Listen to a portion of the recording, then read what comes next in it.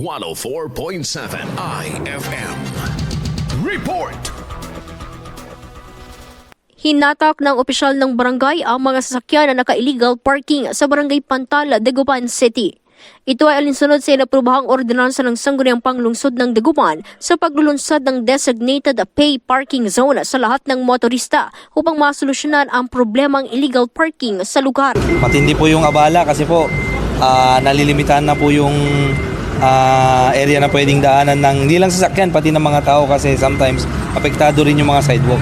Nakasaad sa Ordinance Number 005 Series of 2024 ang layunin na mapanatili ang kaayusan sa mga illegal street parking na matagal nang nagpapasikip sa kakalsadahan ng Barangay Pantal. Para po sa mga bisita ng Barangay Pantal at sa mga residente na nagpapark po illegally, sana po iwasan na po natin kasi po hindi lang po nakakasagabal at perwisyo rin po sa atin kasi magkakaroon po tayo ng penalty. Pero malaking bagay din po yung tulong ng pagpasa ng ordinansa ng Barangay Pantal na nagbibigay ng alternatibo para sa ating mga residente na magpa-parking. Nagkaroon po tayo ng mga pay parking zones dito po sa area ng Barangay Pantal na kung saan hindi po congested. So, hindi po apektado yung ating mga residente, yung mga sasakyan, magkakaroon na po ng allowed parking area po.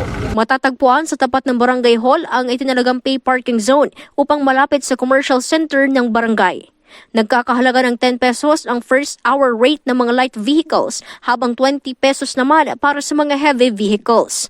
Kaugnay nito, hinikayat ng barangay council ang publiko na magkiisa sa ipinatutupad na ordinansa bilang pagsasaayos ng mga pangunahing kakalsadahan sa barangay. Kasama mo mula dito sa IFM Dagupan, ito si Idol Jama Victorio, Tatak IFM.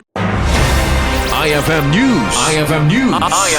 IFM News.